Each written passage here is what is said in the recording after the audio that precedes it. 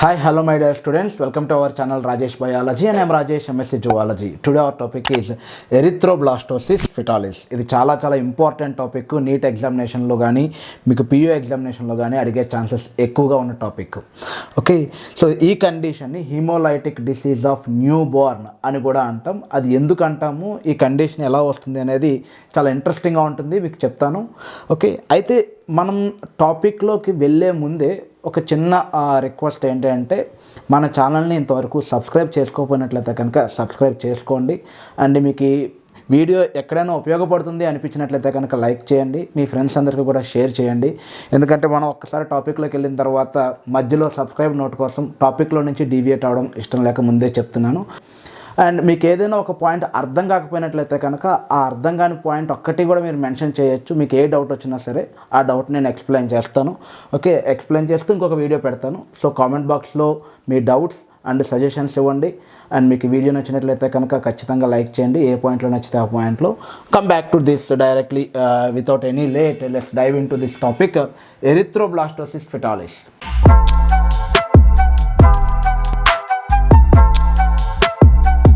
దీన్ని అల్లో immune disease అంటాం. ఇట్ ఈస్ ఆల్సో కాల్డ్ అల్లో immune condition.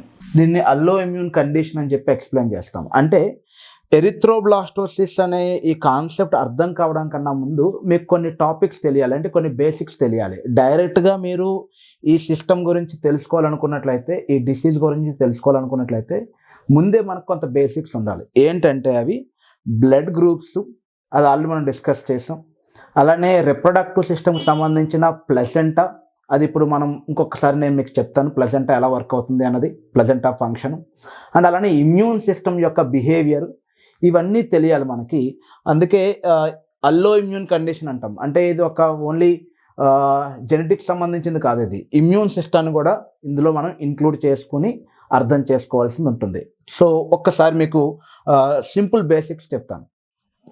Foetal blood group, mother blood group వేరే అయినప్పటికీ కూడా ప్రాబ్లం ఏమీ లేకుండా ఆ పర్సన్ అనేది సర్వైవబిలిటీ ఉంటుంది అండ్ వాళ్ళందరూ కూడా గ్రో అవుతారు. For example fetus blood group A, mother blood group B, not a problem. Okay, ఎందుకు అంటే ఇక్కడ ఫీటస్ని మదర్ని సెపరేట్ చేస్తూ ప్లసెంటా ఉంటుంది. ఈ ప్లసెంటా అనేది very good blood barrier. Foetal బ్లడ్ని మదర్ బ్లడ్ని ఎట్టి పరిస్థితుల్లోనూ మిక్స్ అవ్వనివ్వకుండా ఇక్కడ ఇది కాపు కాస్తూ ఉంటుందన్నమాట. ఓకే, సో ఇంతవరకు నాట్ ఏ ప్రాబ్లం. అందుకనేసి మదర్ బ్లడ్ ఫీటస్ బ్లడ్ రెండు కూడా మిక్స్ అయినా ఇక్కడ మిక్స్ అయ్యే ఛాన్సెస్ ఉండవు అనమాట. ఓకే, అది ఒకటి. రెండోది immune system. Mother immune system నేను ఇలా డ్రా చేస్తున్నాను. ఇమ్యూన్ సిస్టమ్ అంటే ఇమ్యూన్ ఆర్గాన్స్, ఇమ్యూన్ సెల్స్ ఇలా ఉంటుంది కాబట్టి ఇది ఇమ్యూన్ సిస్టమ్ అనుకుందాం, మదర్స్ ఇమ్యూన్ సిస్టమ్ అనుకుందాం. ఓకే, RH పాజిటివ్ గురించి మీరు ముందే కొంచెం అవగాహన తెలుసుకుని ఉండాలి. ఒకవేళ అసలు ఏంటి RH అనేది తెలుసుకోవాలన్నట్లయితే కనుక ఆల్రెడీ మనం ఒక వీడియో చేసాం RH గురించి. ఆ వీడియో చూస్తే మీకు కంప్లీట్ ఐడియా వస్తుంది. అసలు RH ఎలా వర్క్ అవుతుంది, పాజిటివ్కి నెగిటివ్కి ఏంటి డిఫరెన్స్ అనేది మీకు కంప్లీట్గా తెలుస్తుంది. ఆ వీడియో చూసిన తర్వాత మీకు ఇది బాగా అర్థమవుతుంది. సో ఇది ఇమ్యూన్ సిస్టమ్. ఓకే, ఇది ప్లసెంటా, ఇది బేబీ అండ్ ఇది మదర్. ఇక్కడ ఉన్నది మదర్ అనుకుందాం. ఇక్కడ నేను ఈ అల్లో ఇమ్యూన్ కండిషన్ ఎవరికి వస్తుంది అంటే పాజిటివ్ ఫీటస్కి. పాజిటివ్ అంటే పాజిటివ్ థింకింగ్ అలా కాదు, RH పాజిటివ్ ఫీటస్కి అండ్ RH నెగిటివ్ మదర్కి.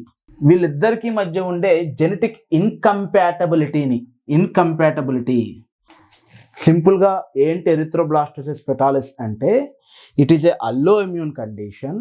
It occurs due to genetic incompatibility between RH positive foetus, అంటే మదర్ ఫీటస్ ఒకవేళ A పాజిటివ్ కావచ్చు, B పాజిటివ్ కావచ్చు, రెండు B పాజిటివ్ అయినా పర్వాలేదు. RH పాజిటివ్ అయి ఉండాలి ఫీటస్, మదర్ నెగిటివ్ అయి ఉండాలి. ఈ కండిషన్ జరిగేటప్పుడు, ఈ కండిషన్లో ఫీటస్ ఫేస్ చేసే ప్రాబ్లమ్ని ఎరిథ్రోబ్లాస్టోసిస్ ఫెటాలిస్ అని చెప్పి చెప్తాం అనమాట. సో RH పాజిటివ్ ఫీటస్కి, RH నెగిటివ్ మదర్కి ఉండే జెనెటిక్ ఇన్కంపాటబిలిటీ వల్ల ఈ కండిషన్ వస్తుంది. ఓకే, అది ఒక పాయింట్. ఒకవేళ మదర్కి నెగిటివ్ అయితే, బ్లడ్ గ్రూప్ మదర్ది నెగిటివ్ అయితే ఫీటస్కి పాజిటివ్ ఎలా వస్తుంది?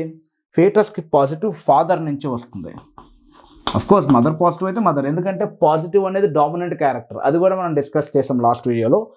ఫాదర్ RH పాజిటివ్ అయ్యి మదర్ RH నెగిటివ్ అయ్యి వీళ్ళిద్దరికీ వచ్చే ఫేటస్కి RH పాజిటివ్ బ్లడ్ గ్రూప్ ఉన్నట్లయితే, ఎందుకంటే పాజిటివ్ డామినెంట్ కాబట్టి మోస్ట్ ఆఫ్ ద కేసెస్లో ఎవరికి పాజిటివ్ ఉన్నా, చాలా కేసెస్లో, అన్ని కేసెస్లో కాదు, మోస్ట్ ఆఫ్ ద కేసెస్లో ఫేటస్కి పాజిటివ్ వచ్చే ఛాన్సెస్ ఎక్కువగా ఉంటాయి. ఓకే, అండ్ మీకు తెలుసు మన బ్లడ్ గ్రూప్స్లో కూడా RH పాజిటివ్ పీపుల్ 80% ఉంటారు. Most of the people are RH positive. So RH positive fetus RH negative mother యొక్క వూమ్లో డెవలప్ అవుతూ ఉంటుంది. Okay, no problem. 9 నెలలు 10 నెలల పాటు బేబీ డెవలప్ అయిపోతుంది. మదర్ బ్లడ్ కానీ ఫీటస్ బ్లడ్ కానీ రెండు కూడా మిక్స్ అవ్వకుండా హ్యాపీగా గెస్టేషన్ అంతా కూడా కంప్లీట్ చేసుకుంటుంది బేబీ.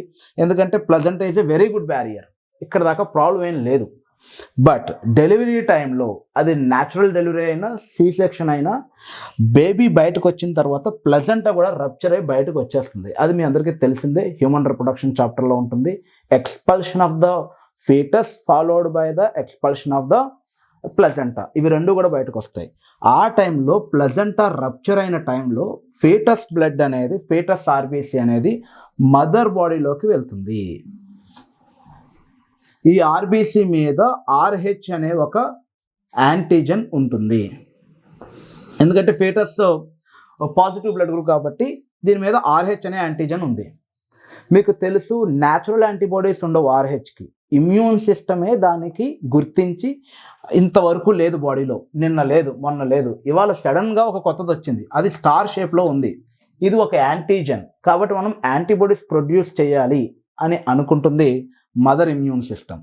మదర్ కాదు, మదర్ ఇమ్యూన్ సిస్టమ్ థింక్ చేస్తుంది, అమ్మో కొత్తది ఏదో వచ్చేసింది, మనం ఇప్పుడు చాలా వీక్గా ఉన్నాం. రిప్రొడక్టివ్ సిస్టంలో కూడా వస్తుంది. మదర్ ఎప్పుడైతే, అంటే ఒక ఉమెన్ ఎప్పుడైతే ప్రెగ్నెన్సీగా ఉంటుందో ఆ టైంలో కార్టిసాల్ ఇలాంటివి కొన్ని సెక్రేట్ అవుతాయి. ఈ సెక్రేట్ అయిన కార్టిసాల్, ఇంక్రీజ్ అయిన షుగర్ లెవెల్స్ ఇమ్యూన్ సిస్టమ్ని వీక్ చేస్తాయి. కాబట్టి ఆ పాయింట్ నేను ఇక్కడ మెన్షన్ చేస్తూ, నేను ఇప్పుడు వీక్గా ఉన్నాం కదా, సో మనం ఏదైనా చేసేద్దాం అనుకుని ఈ యాంటీజెన్ ఏదో బాడీలోకి వచ్చింది, సో దీన్ని మనం ఎట్టి పరిస్థితుల్లోనూ మదర్ని ఎఫెక్ట్ చేయనివ్వకూడదు అని అనుకుని ఇమ్యూన్ సిస్టమ్ యాంటీబాడీస్ ప్రొడ్యూస్ చేస్తుంది. ఇమ్యూన్ సిస్టమ్ యాంటీబాడీస్ని ప్రొడ్యూస్ చేస్తుంది. ఇంతవరకు గుర్తుపెట్టుకోండి. ఇమ్యూన్ సిస్టమ్ నేచర్ ఏంటో చెప్తాను మీకు. వ్యాక్సిన్ వినే ఉంటారు మీరు, ఇది చాలా పాపులర్ అయిపోయింది. కోవిడ్ టైంలో కూడా వ్యాక్సిన్ అనేది చాలామందికి తెలిసిపోయింది. ఈ పదం తెలియాల్సిన పదమే, తెలిసింది అందరికీ. ఏంటి అసలు వ్యాక్సిన్ ఎలా వర్క్ చేస్తుంది అంటే, మన బాడీలో ఇమ్యూన్ సిస్టమ్ ఉంటుంది. ఈ ఇమ్యూన్ సిస్టమ్ లోపలికి ఏదైనా ఒక ఫారెన్ పార్టికల్ వచ్చింది అనుకుందాం, ఈ చాక్ పీస్లో, లేదంటే ఏదైనా ఒక డస్టో, ఏదైనా ఒక వైరస్ బ్యాక్టీరియాను బాడీలోకి వచ్చింది అనుకుందాం. ఇమ్యూన్ సిస్టమ్ ఏం చేస్తుందంటే, ఇది ఇంతవరకు లేదు, నిన్న లేదు, మొన్న లేదు, ఇవాళ వచ్చింది, ఇది మనకి ఏమైనా హాని చేస్తుందేమో, ఇది మనకి ఏమైనా పాడు చేస్తుందేమో మన బాడీని అని అనుకుని యాంటీబాడీస్ ప్రొడ్యూస్ చేస్తుంది. కానీ యాంటీబాడీస్ అనేవి చాలా వీక్గా ఉంటాయి అండ్ చాలా నెమ్మదిగా వర్క్ చేస్తాయి అండ్ చాలా తక్కువ సంఖ్యలో ప్రొడ్యూస్ అవుతాయి. Less number, week in strength and slow action, స్లోగా ఉంటాయి వాటి యాక్షన్ అంతా కూడా. ఎందుకంటే వాటికి తెలియదు వీటిని ఎలా ఫైట్ చేయాలి అన్నది. సడన్గా ఎవరైనా ఒక కొత్త ఆర్మీ పర్సన్ కాదు, మనకేదో యుద్ధం వచ్చింది, ఆర్మీ పర్సన్స్ అందరూ కూడా లీవ్లో ఉన్నారు, మీరు అందరు రండి ఒకసారి బార్డర్కి, మనం చైనీయుల్ని లేదంటే ఆ పాకిస్తానీల్ని మనం వాటిని కిల్ చేయాలి అని చెప్పి గవర్నమెంట్ పిలిచింది అనుకుందాం. మనం ఏదో ఆవేశంగా వెళ్ళిపోతాం బార్డర్ దగ్గరికి, అందరినీ చంపేద్దాం అని చెప్పేసి. వాళ్ళు మనకి AK-47 గన్స్ ఇవన్నీ ఇచ్చేస్తారు. పబ్జీలో మనం చూసిన గేమ్స్ అన్ని, గన్స్ అన్నీ మన చేతికి ఇచ్చేస్తారు. కానీ వాటిని మనం ఎలా హ్యాండిల్ చేయాలో కూడా తెలియదు. చూసినంత వీడియో గేమ్ ఆడినంత ఈజీ కాదు కదా, మనం ట్రైనింగ్ తీసుకోలేదు. ఓకే, ఒకడిని ఎవరినో కాలుస్తాడు, మన పక్కోడు చచ్చిపోయిన వెంటనే మనకు భయం వచ్చేస్తుంది, మనం పరిగెట్టేస్తాం. ఎందుకంటే మనకి మాక్ డ్రిల్ లేదు, మనం నేర్చుకోలేదు వాళ్ళని ఎలా డిఫీట్ చేయాలని. కాబట్టి ఈ యాంటీబాడీస్ అన్నీ కూడా వీక్గా ఉంటాయి అనమాట. ఇలా వీక్గా యాంటీబాడీస్ అన్నీ వచ్చి నిన్ను ఎలా చంపాలంటావు అలా వాటినే అడుగుతూ, వాటి చుట్టూనే తిరుగుతూ, వాటిని ఫైట్ చేయనివ్వకు, వాటితో ఫైట్ చేయకుండా, వాటిని కిల్ చేయకుండా వీక్గా ఉంటాయి. అది తెలిసిపోతుంది మెమరీ సెల్స్కి, అది తెలిసిపోతుంది ఇమ్యూన్ సిస్టానికి. సో ఇమ్యూన్ సిస్టమ్ ఏం చేస్తుందంటే, ఈ యాంటీబాడీస్తో పాటు మెమరీ సెల్ని ప్రొడ్యూస్ చేస్తుంది, ఒక ట్రైనర్ని ప్రొడ్యూస్ చేస్తుంది. ఈ కండిషన్ ఇప్పుడు వచ్చింది, మనం ఫెయిల్ అయిపోతున్నాం, డిసీజే గెలుస్తోంది. కానీ ఈసారి ఇలాంటి కండిషన్ ఇంకొకసారి వస్తే మాత్రం మనం ఫెయిల్ అవ్వకూడదు, మనం మొత్తం యాంటీబాడీస్ని బాగా ట్రైన్ చేసి పెట్టాలి అని చెప్పి మెమరీ సెల్ని రిలీజ్ చేస్తుంది. ఈ మెమరీ సెల్ ఏం చేస్తుందంటే, వైరస్ యొక్క లేదంటే ప్యాథోజన్ యొక్క ఇన్ఫర్మేషన్ని గుర్తుపెట్టుకుని దాని స్ట్రాటజీ ఏంటి, దాని కలర్ ఏంటి, ఉష్ణోగ్రత ఏంటి, ఆడ ఉష్ణం ఏంటి, ఆడ శీతోష్ణ స్థితి ఏంటి, ఆడ ఆర్ద్రత ఏంటి, ఆడ పీడనం ఏంటి, ఆడి నైసర్గిక స్వరూపం ఏంటి, అసలు ఆడు సముద్ర మట్టానికి ఎంత ఎత్తులో ఉన్నాడు, ఆడి మీద సూర్యకిరణాలు నెట్ నిలవుగా పడుతున్నాయా, ఏటవాలుగా పడుతున్నాయా. సో ఇవంతా కూడా మెజర్ చేసుకుని యాంటీబాడీస్ని ట్రైన్ చేస్తూ ఉంటుంది లోపల. ఓకే, ఇది జరుగుతూ ఉంటుంది. ఒకవేళ రెండోసారి అదే పారాసైట్, ఓకే లాస్ట్ టైం మనం వెళ్ళాం, ఇమ్యూన్ సిస్టమ్ చాలా వీక్గా ఉంది, ఇంకోసారి కూడా మనం గెలిచేద్దాం అని అనుకుని మళ్ళీ అదే యాంటీజెన్, అదే పారాసైట్ బాడీలోకి వస్తే ఈసారి ఇమ్యూన్ సిస్టమ్ కాదు, మెమరీ సెల్స్ ఛార్జ్ తీసుకుంటాయి. మెమరీ సెల్స్ తీసుకుంటే ఛార్జ్, అది ప్రొడ్యూస్ చేసే యాంటీబాడీస్ ఎలా ఉంటాయంటే lakhs of antibodies, fraction of seconds, with in fraction of seconds lakhs of antibodies produce చేస్తే అన్నీ కూడా ఎఫెక్టివ్గా ఉంటాయి, ప్రతిదీ కూడా వెల్ ట్రైన్డ్ అనమాట. ఓకే, సో భీష్మనారాయణ ఉంటుంది చూస్తావా మన బద్రీనాథ్ సినిమాలో, అతను తయారు చేస్తారు కొంతమంది ఫైటర్స్ని. అంతకు ముందు జరిగే ఫైట్కి ఆ తర్వాత జరిగే ఫైట్కి ఉన్న తేడా ఎలా అయితే ఉంటుందో, ఈ మెమరీ సెల్ ఒక భీష్మనారాయణ అనమాట. అది ప్రొడ్యూస్ చేసే ప్రతి యాంటీబాడీ ఒక అల్లు అర్జున్ అనమాట. ఓకే, సో అలా ప్రొడ్యూస్ అయ్యే సెకండ్ టైం యాంటీబాడీస్ చాలా ఎఫెక్టివ్గా ఉంటాయి, విత్ ఇన్ మినిట్స్లో అవి వార్లో విన్ అయిపోతాయి. ఇది ఇమ్యూన్ సిస్టమ్ యొక్క రియాక్షన్. అందుకే సైంటిస్ట్ ఎడ్వర్డ్ జెన్నర్ వ్యాక్సిన్ తయారు చేశాడు. వ్యాక్సిన్ అంటే ఏంటంటే ఒక మాక్ డ్రిల్, అంటే ఒక నార్మల్ ఒక చిన్న పిల్లను తీసుకుని దాని మీద ఒక పులితోలు కప్పి, ఒక సింహంతోలు కప్పి లోపలికి వదులుతుంది అనమాట. దాని బిహేవియర్ అంతా పిల్లిలాగానే ఉంటుంది, భయపడుతూనే ఉంటుంది. మన ఇమ్యూన్ సిస్టమ్ని మాత్రం రెచ్చగొట్టేస్తూ ఉంటుంది. సో ఇమ్యూన్ సిస్టమ్ ప్రొడ్యూస్ అయిపోతుంది, యాంటీబాడీస్ ప్రొడ్యూస్ చేస్తుంది. ఆ పిల్లి పెద్ద ఏం చేయలేదు మన బాడీలోకి వచ్చి, ఎందుకంటే అది చాలా వీక్. మన బాడీలోకి వచ్చింది ఏదైనా సరే ఫస్ట్ టైం వచ్చింది చాలా ఎఫెక్టివ్గా వర్క్ చేయాలంటే దానికి కొంచెం శక్తి ఉండాలి. కానీ మనం ఏం చేస్తున్నాం, దాన్ని వీక్ చేసి పంపిస్తున్నాం, వైరస్ని వీక్ చేసేసి బాడీలోకి పంపిస్తున్నాం. మన ఆర్గాన్స్ ఏవి డ్యామేజ్ అవ్వవు, కానీ మన ఇమ్యూన్ సిస్టమ్కి ఒక ట్రైనింగ్ ఉంటుంది. సో నిజమైన ఒక పారాసైట్ వచ్చినప్పుడు ఆల్రెడీ ప్రొడ్యూస్ అయిన యాంటీబాడీస్ సెకండ్ టైం రెస్పాన్స్ని చాలా ఎఫెక్టివ్గా చూపిస్తాయి. ఇక్కడ మీరు గుర్తుపెట్టుకోవాల్సిన విషయం ఏంటి అంటే, second time response, memory based response, anamnestic response, ఈ మూడు కూడా ఒకటే. ఓకే, సెకండ్ టైం రెస్పాన్స్ని, మెమొరీ బేస్డ్గా వచ్చే రెస్పాన్స్ని ఎనామ్నెస్టిక్ రెస్పాన్స్ అంటాం.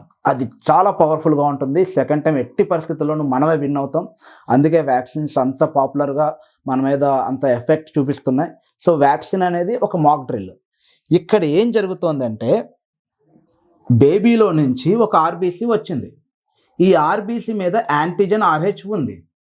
మెమరీ సెల్ ఇంతవరకు చూడలేదు, ఫస్ట్ టైం రెస్పాండింగ్ అవుతుంది. కాబట్టి రిలీజ్ అయిన యాంటీబాడీస్ అన్ని కూడా week antibodies, less number of antibodies, very weak antibodies, they don't know how to fight. అది ఒక ప్లస్ పాయింట్. అయితే అవి నిజంగా చాలా పవర్ఫుల్ అయినప్పటికీ ఏం చెయ్యవు బేబీని, ఎందుకంటే already baby out of the womb, baby already బయటకు వచ్చేసి హ్యాపీగా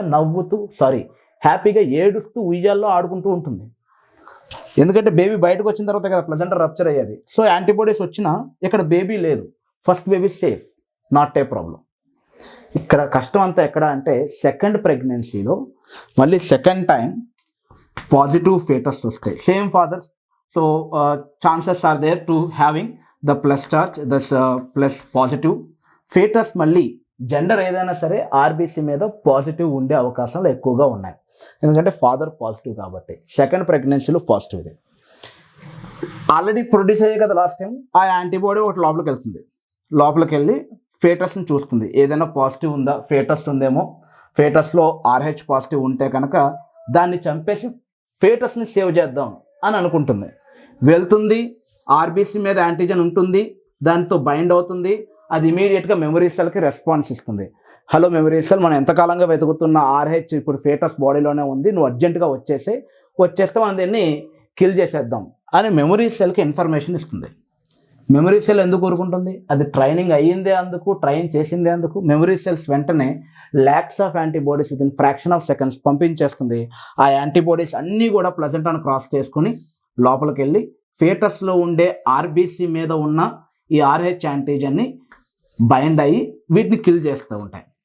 RH యాంటీజెన్ పోతుంది అంటే దాని ఉద్దేశం ఆర్బీసీ కూడా చచ్చిపోతుంది, ఆర్బీసీ కూడా డిగ్రేడ్ అయిపోతుంది, దాని యొక్క పవర్ని కోల్పోతుంది, అవన్నీ కూడా బ్లాస్ట్ అయిపోతున్నాయి, ఆర్బీసీస్ అన్నీ కూడా బ్లాస్ట్ అయిపోతూ ఉంటాయి. ఓకే, ఇవి ఆర్బీసీస్ బ్లాస్ట్ అవుతాయి కాబట్టి ఎరిథ్రోబ్లాస్ట్ కాదు. ఓకే, ఆర్బీసీస్ అన్నీ కూడా రప్చర్ అయిపోతున్నాయి. ఇలా రప్చర్ అయిపోతూ ఉంటే ఫీటస్ బాడీలో బోన్ మ్యారో ఉంటుంది కదా, బోన్ మ్యారో ఓకే దాని యొక్క రిక్వైర్మెంట్ ఎక్కువగా ఉన్నట్లుంది, ఆర్బీసీ ఇంకా కావాలి ఇంకా కావాలి ఇంకా కావాలి అని మెసేజ్ వస్తూ ఉంటుంది. బోన్ మ్యారో ఇంకొంచెం ఆర్బీసీని పంపిస్తూ ఉంటుంది.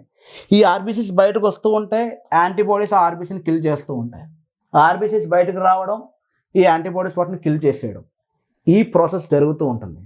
ఇంకా బోన్ మ్యారోకి విసుగు వచ్చేస్తుంది. ఎంతని పంపిస్తుంది బోన్ మ్యారో, ఇంకా నా వల్ల కాదు, నేను ఆల్రెడీ నా దగ్గర ఉన్న శక్తి సామర్థ్యాలు అంతా ఉపయోగించి కావాల్సినంత ఆర్బీసీ ప్రొడ్యూస్ చేశాను, ఇంకా నా వల్ల కాదు అని అనుకున్నప్పుడు లివర్, స్ప్లీన్ అవి కూడా ప్రొడ్యూస్ చేస్తాయి. లివర్ అండ్ స్ప్లీన్ ఇవి రెండు కూడా ఎరిథ్రోబ్లాస్టిక్ ఆర్గాన్సే. దాని నుంచి ఆర్బీసీ ప్రొడ్యూస్ అయ్యాయి ప్రీవియస్గా. రిప్రొడక్షన్లో మనం చెప్పుకున్నాం, ఫస్ట్ యోక్ సాక్ నుంచి ప్రొడ్యూస్ అవుతుంది, తర్వాత లివర్ నుంచి ప్రొడ్యూస్ అవుతాయి, స్ప్లీన్ నుంచి ప్రొడ్యూస్ అవుతాయి, ఫైనల్గా బోన్ మ్యారో నుంచి. బోన్ మ్యారో ఎనర్జీ అయిపోయింది, ఇప్పుడు లివర్, స్ప్లీన్ ప్రొడ్యూస్ చేస్తూ ఉంటాయి. అవి కూడా చచ్చిపోతూ ఉంటాయి ఆర్బీసీ, ఎందుకంటే మెమరీ సెల్స్ కంటిన్యూస్గా ప్రొడ్యూస్ చేస్తూనే ఉంటుంది. ఇక్కడ నుంచి కంటిన్యూస్గా ఆర్బీసీ ప్రొడ్యూస్ అవుతూ ఉంటుంది. ఇవి రెండు కూడా ఫైట్ చేసుకుంటే ఆర్బీసీ నెంబర్ తగ్గిపోతూ ఉంటుంది. ఇక అప్పుడు లివర్లోను, స్ప్లీన్లోను, బోన్ మ్యారోలోను ఉన్నవి ఏంటి అంటే ఆర్బీసీని ప్రొడ్యూస్ చేసే సెల్స్ని ఎరిథ్రోబ్లాస్ట్ సెల్స్ అంటారు. ఎరిథ్రోబ్లాస్ట్ సెల్, బ్లాస్ట్ సెల్ అంటే ఇమ్మెచ్యూర్ సెల్. అది ఫైబ్రోబ్లాస్ట్ అయితే ఫైబర్స్ని, కాండ్రోబ్లాస్ట్ అయితే కార్టిలేజ్ని, ఎరిథ్రోబ్లాస్ట్ అయితే ఆర్బీసీని, ల్యూకోబ్లాస్ట్ అయితే డబ్ల్యూబీసీని, థ్రాంబోబ్లాస్ట్ అయితే ప్లేట్లెట్స్ని. బ్లాస్ట్ అంటే ఇమ్మెచ్యూర్. ఎరిథ్రోబ్లాస్ట్ సెల్స్ అంటే ఆర్బీసీని ప్రొడ్యూస్ చేసే సెల్స్. ప్రొడ్యూస్ చేస్తూ ఉన్నాయి, పోతూ ఉన్నాయి, ఇంకా కావాలని మెసేజ్ వస్తూ ఉంది. ఇంకా ఎరిథ్రోబ్లాస్ట్ సెల్స్ అవే రంగంలోకి దిగుతాయి. మీ వల్ల కావట్లేదు, నేనే వస్తాను అని చెప్పి ఎరిథ్రోబ్లాస్ట్ సెల్స్ రంగంలోకి దిగుతాయి. అన్ఫార్చునేట్లీ ఎరిథ్రోబ్లాస్ట్ సెల్ మీద కూడా ఈ ఆర్హెచ్ యాంటీజన్ ఉంటుంది. ఎరిథ్రోబ్లాస్టులు కూడా చచ్చిపోతాయి, ఎరిథ్రోబ్లాస్ట్ సెల్స్ కూడా రప్చర్ అయిపోతూ ఉంటాయి. Erythroblastosis fetalis, number of erythroblast cells కూడా ఈ ఫీటస్లో రప్చర్ అయిపోయి ఎనీమియా, సివియర్ ఎనీమియా కండిషన్ ఉంటుంది. కాబట్టి ఈ కండిషన్ని ఎరిథ్రోబ్లాస్టోసిస్ ఫెటాలిస్ అంటారు. ఇక్కడ మీరు 3 విషయాలు గుర్తుపెట్టుకోవాలి. ఒకటి, ఇది allo immune disease because of genetic incompatibility between marriage వచ్చినట్లయితే కనుక నెగిటివ్ ఉమెన్కి పాజిటివ్ ఫాదర్కి పాజిటివ్ మెన్కి మ్యారేజ్ జరిగినట్లయితే negative women positive men chances ఫీటస్కి అంటే బేబీకి ఛాన్సెస్ ఎక్కువగా ఏ గ్రూప్ వస్తుంది అంటే పాజిటివ్ గ్రూపే వస్తుంది. అది ఏనా, బీనా, ఏబీనా, ఓనా సెకండరీ. బట్ ఫీటస్కి మాత్రం పాజిటివ్ గ్రూప్ వచ్చే ఛాన్సెస్ ఎక్కువ. ఇది first thing. So negative blood group ఉన్న ఉమెన్స్ ఎవరైనా ఉన్నట్లయితే కనుక, గర్ల్స్ ఎవరైనా ఉన్నట్లయితే కనుక ఈ పెళ్ళికి ముందు, జాతకాల కన్నా ముందు మీరు ఫస్ట్ చెక్ చేసుకోవాల్సింది బ్లడ్ గ్రూప్ ఏంటి అనేది. ఓకే, అఫ్కోర్స్ దీనికంటూ ఒక మనకి రెమెడీ ఉంది. ఈ రెమెడీ కూడా మీకు నేను ఎక్స్ప్లెయిన్ చేస్తాను. బట్ మనం ఎక్కువగా ఇంపార్టెన్స్ ఇవ్వాల్సింది జెనెటిక్ కండిషన్స్కి, బ్లడ్ గ్రూప్స్, వీటిని మనం మ్యాచ్ చేసుకోవాలి, కానీ ఈ జాతకాలు అది కాదని నా ఉద్దేశం. ఫస్ట్ థింగ్ అది. సెకండ్ థింగ్ ఏంటి అంటే ఇది ఇమ్యూన్ సిస్టమ్ రిలేటెడ్గా వచ్చే కండిషను. సెకండ్ టైం ప్రొడ్యూస్ అయ్యే ఇమ్యూన్ రియాక్షన్స్ చాలా ఎఫెక్టివ్గా ఉంటాయి. కాబట్టి మెమరీ బేస్డ్ ఇమ్యూన్ సిస్టమ్ వల్ల ఏదైనా ఎఫెక్ట్ అయితే ఫీటస్ ఎఫెక్ట్ అవుతుంది. దీన్ని బేస్ చేసుకుని ప్రీవియస్ ఒక నీట్ క్వశ్చన్ అడిగారు. అదేంటి అంటే ఒక ఉమెన్, ఓకే, ఆమె blood group negative, okay, and ఆ అమ్మాయి పెళ్లి చేసుకున్న వ్యక్తి యొక్క బ్లడ్ గ్రూప్ పాజిటివ్. కానీ పెళ్ళికి ముందు ఒకసారి తనకి యాక్సిడెంట్ అయితే తను తీసుకుంది ఒక బ్లడ్ డోనార్ బ్లడ్ ఇచ్చారు తనకి. Donor blood group positive. అర్థమై ఉంటుంది మీకు ఈ కండిషను. అంటే మదర్ బాడీలో ఉండే ఇమ్యూన్ సిస్టమ్ ఆల్రెడీ ఈ ఆర్హెచ్ పాజిటివ్కి సంబంధించి, యాంటీ ఆర్హెచ్కి సంబంధించిన యాంటీబాడీస్ని ప్రొడ్యూస్ చేసుకుని, అగైనెస్ట్ ఆర్హెచ్ మెమరీ సెల్స్ని ప్రొడ్యూస్ చేసుకుని రెడీగా ఉంది. అంటే ఒక అమ్మాయి బాడీలో anti RH antibodies, anti RH memory cells ఉన్న అమ్మాయి ఒక పాజిటివ్ అబ్బాయిని పెళ్లి చేసుకున్న తర్వాత ఏ బేబీ ఎఫెక్ట్ అవుతుంది అన్నది క్వశ్చన్. ఈ కండిషన్లో ఫస్ట్ బేబీనే ఎఫెక్ట్ అవుతుంది, సెకండ్ బేబీ దాకా వెయిట్ చేయక్కర్లేదు. ఎందుకు అంటే ఆల్రెడీ మెమరీ సెల్స్ ప్రొడ్యూస్ అయిపోయి ఉన్నాయి కాబట్టి. ఇది సెకండ్ ఇంపార్టెంట్ పాయింట్ మీరు గుర్తుపెట్టుకోవాల్సిన విషయం. సో ఇమ్యూన్ సిస్టానికి సెకండ్ది ఏంటి అనేది ఇంపార్టెంట్ ఇక్కడ. Okay, and third thing first baby normal కండిషన్లో ఫస్ట్ బేబీ ఎఫెక్ట్ అవ్వదు, ఎందుకంటే ఇక్కడ యాంటీబాడీస్ ప్రొడ్యూస్ అయ్యే లోపు మేము ఈ బేబీ అనేది డెలివరీ అయిపోయి ఉంది. సెకండ్ బేబీ అనేది ఎక్కువగా ఇంపాక్ట్ అవుతుంది. ఇది థర్డ్ కండిషన్. సిమ్టమ్స్ ఏంటి? Baby born with severe anaemia, too much ఎనీమియాతో బేబీ బోర్న్ అవుతుంది.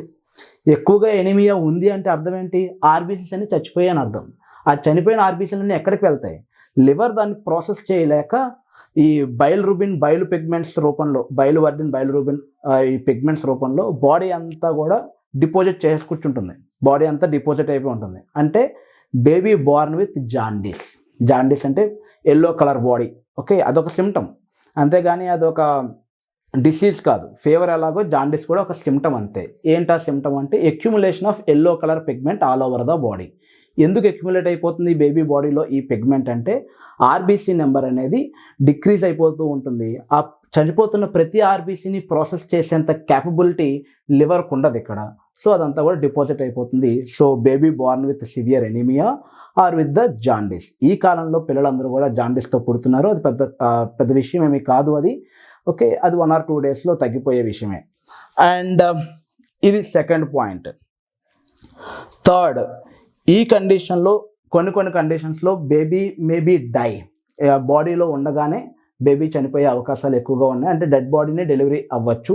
సో దాన్ని hemolytic disease of new Born or hemolytic disease of fetus and newborn, ఇలా మనం వాటిని ఎక్స్ప్లెయిన్ చేస్తాం. Erythroblastosis fetalis, it is also called hemolytic disease of new Born, HDNB. దీనికి ఏంటి remedy ఏంటి? ఇప్పుడు నా బ్లడ్ గ్రూప్ నెగిటివ్, అమ్మాయి బ్లడ్ గ్రూప్ నెగిటివ్, అబ్బాయి బ్లడ్ గ్రూప్ పాజిటివ్.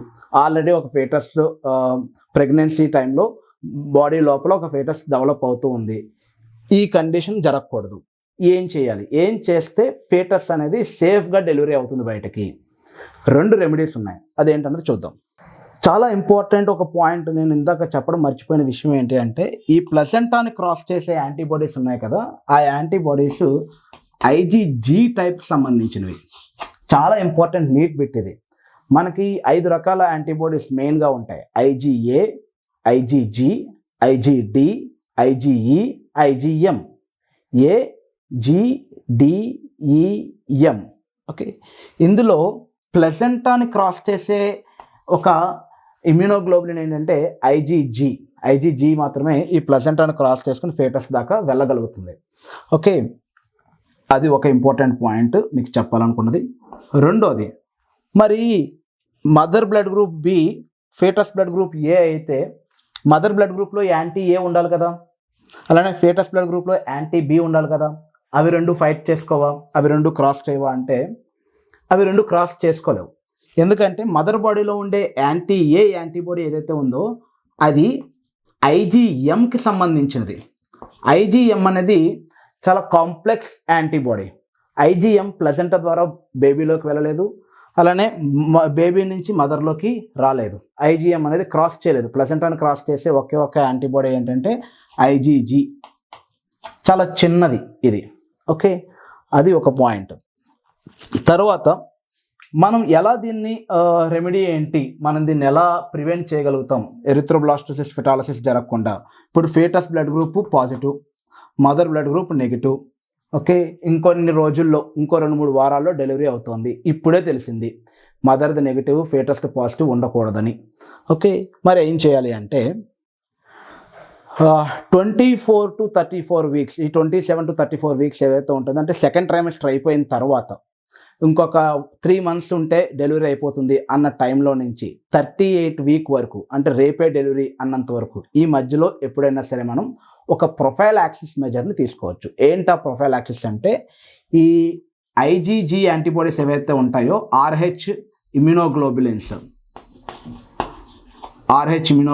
ఏవైతే ఉంటాయో IgG రకానికి సంబంధించినవి, ఇవి మనమే తయారు చేసుకోవాలి ల్యాబొరేటరీలో. RH యాంటీబాడీస్ మనం తయారు చేసుకుంటాం ల్యాబొరేటరీలో. తయారు చేసుకుని అది మదర్కి ఇంజెక్ట్ చేస్తాం.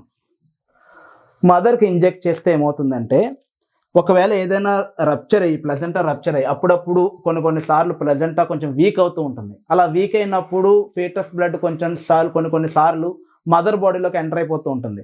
ఇలా మదర్ బాడీలోకి ఎంటర్ అయిపోయి ఆర్బీసీ కానీ ఇమ్యూన్ సిస్టమ్ని స్టిమ్యులేట్ చేస్తుందేమో అనే భయం ఉన్నట్లయితే, ప్లజెంటా వీక్గా ఉంది అని డాక్టర్ కనిపించినట్లయితే doctors IgG antibodies, anti RH antibodies మదర్కి ఇంజెక్ట్ చేస్తారు.